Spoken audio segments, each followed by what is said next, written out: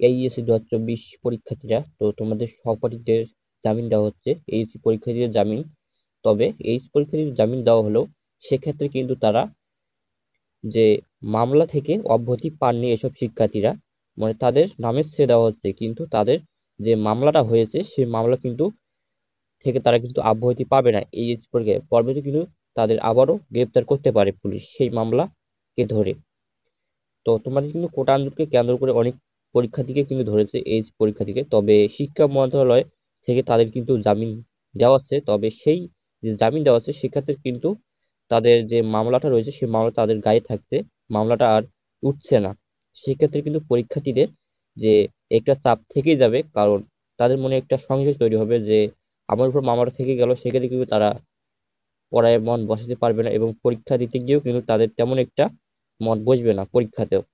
তো তোমাদের কোটা সংস্কার আন্দোলনকে ঘিরে সংঘাতের ঘটনায় মামলায় শুক্রবার ঢাকা, চট্টগ্রাম, সাতক্ষীরা ও রংপুরের ৭৭ পরীক্ষার্থীদের জামিন দিয়েছে আদালত।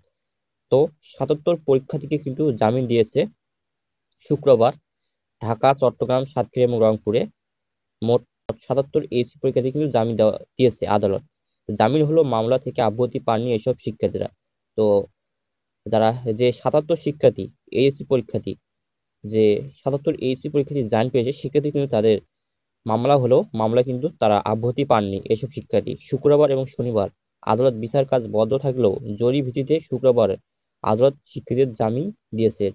তবে তোমাদের শুক্রবার এবং শনিবার সরকারি ছুটি থাকার কারণে কিন্তু আদালত বন্ধ থাকে, সেক্ষেত্রে কিন্তু তোমাদের জরুরি ভিত্তিতে শুক্র ও শনিবার বিচার কাজ বন্ধ থাকলেও জরুরি ভিত্তিতে কিন্তু শুক্রবার আদালত শিক্ষার্থীদের জামিন দিয়েছেন।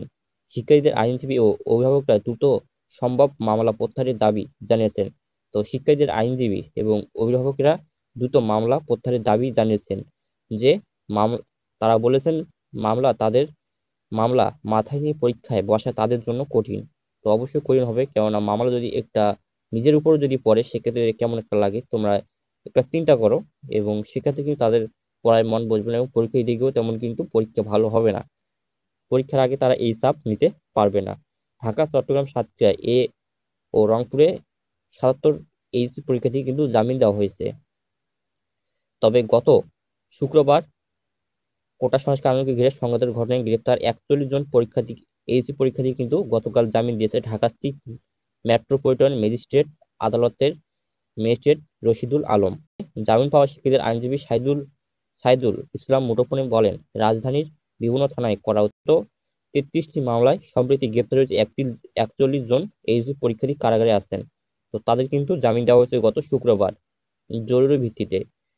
তাদের জামিন চেয়ে আদালতে আবেদন করেন, পরে আদালত তাকে জামিন মঞ্জুর করেন। তবে এই যে ৭০ শিক্ষার্থীকে জামিন দেওয়া হলো সেক্ষেত্রে কিন্তু তাদের নামের জামিন দেওয়া হয়েছে বলা যায়, কারণ সেই মামলা তাদের উপর থাকছেই, তারা মামলা থেকে অব্যাহতি পাচ্ছেন না এবং পরবর্তী কিন্তু পুলিশ তাদের আবারও গ্রেপ্তার করতে পারে তোমাদের এইচএসসি পরীক্ষা শেষ হয়ে গেলে। সেক্ষেত্রে কিন্তু এর তোমরা প্রতিবাদ জানাতে পারো এবং শিক্ষার্থীদের আইনজীবী এবং অভিভাবকরা কিন্তু দ্রুত সম্ভব প্রত্যাহারের দাবি জানিয়েছেন যে তাদের উপর থেকে যেন মামলাটা উঠিয়ে নেওয়া হয়। আমরা কি স্বাধীন বাংলাদেশে বাস করতেছি?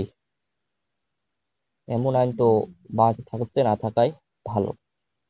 যে অন্যায়কৃতভাবে এইচএসসি পরীক্ষার্থী গ্রেপ্তার করে তাদের উপর কিন্তু পুলিশরা মামলা দিয়ে দিচ্ছে এবং তাদের কিন্তু জেলে পাঠাচ্ছে। সেক্ষেত্রে কি এমন আইন বাংলাদেশে থাকাচ্ছে না থাকার পর এর প্রতিবাদ জানে অতি সত্বর যেন এইচএসসি পরীক্ষার্থীদের জামিন দেওয়া হয়। এদিকে তোমাদের এই রোববার থেকে অনির্দিষ্টকালের জন্য সর্বাত্মক অসহযোগ্য আন্দোলন ডাক দিয়েছে সাধারণ শিক্ষার্থীরা।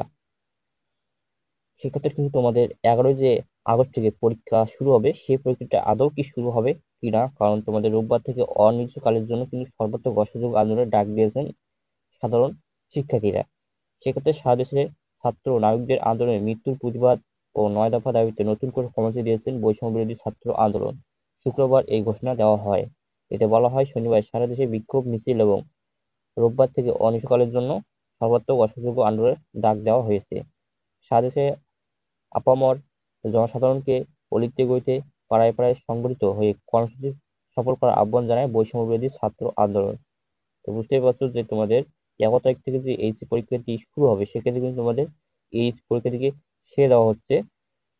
তবে যে তাদের উপর মামলা কিন্তু সেই মামলাটা কিন্তু থেকে যাচ্ছে, তারা মামলা থেকে অব্যাহতি পাচ্ছে না। আবার তোমাদের রোববার থেকে কিন্তু অনির্দিষ্টকালের জন্য সর্বোচ্চ অসহযোগ্য আন্দোলন ডাক দিয়েছে বৈষম্য বিরোধী ছাত্ররা। যাতে তাদের 9 দফা দাবি নতুন করে কর্মসূচি দিয়েছেন বৈষম্য বিরোধী আন্দোলন। সেক্ষেত্রে তাদের 9 দফা দাবি যাতে পূরণ হয় সেক্ষেত্রে কিন্তু তারা আবার অসহযোগ আন্দোলন ডাক দিয়েছে অনিশ্চয়কালের জন্য। তোমাদের যে 11ই আগস্ট পরীক্ষা শুরু হচ্ছে, এই পরীক্ষা আদৌ কি শুরু হবে কিনা এটা নিয়ে তো তেমন বলাই অনিশ্চিত, কেননা তোমার ইতিমধ্যে স্টুডেন্ট পরীক্ষার সময়সূচি কিন্তু প্রকাশ করে ফেলেছে। কারণ তোমাদের দিন দিন কিন্তু দেশের পরিস্থিতি আরো গুরুতর হয়ে পড়তেছে সেক্ষেত্রে, কারণ তোমাদের আবারও অসহযোগ্য আন্দোলন ডাক দিয়েছে বৈষম্য ছাত্ররা। তো ভিডিওটা যদি ভালো লাগে অবশ্যই একটা লাইক, সাবস্ক্রাইব, কমেন্ট করা তোমাদের বন্ধুদের মাঝে শেয়ার করো। তো দেখো আর কোনো ভিডিও কোনো কথা।